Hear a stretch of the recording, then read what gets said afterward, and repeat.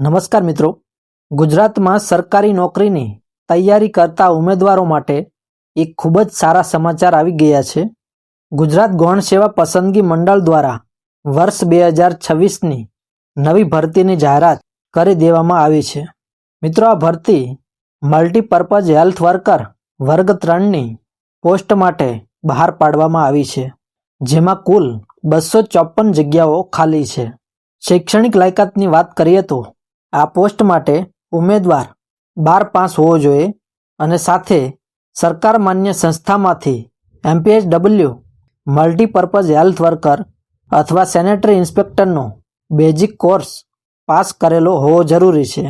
જો પગાર ધોરણની વાત કરીએ તો તમને દર મહિને ₹26,000 ફિક્સ પગાર મળશે અને આ માટે ઉમેદવારની ઉંમર 18 થી 33 વર્ષની વચ્ચેની હોવી જોઈએ। અનામત કેટેગરીવાળાને ઉંમરમાં છૂટછાટ મળવાપાત્ર થશે। તો મિત્રો, અરજી તમારે ઓનલાઈન જ કરવાની રહેશે। ફોર્મ ભરવાની શરૂઆત 7 માર્ચ 2006થી થઈ ગઈ છે અને ફોર્મ ભરવાની છેલ્લી તારીખ 21 માર્ચ 2026 છે। ફોર્મ ભરવા માટે તમારે સરકારની ઓફિશિયલ વેબસાઇટ ojas.gujarat.government.in ઉપર જવાનું રહેશે। તો મિત્રો, રાહ શેની જુઓ છો?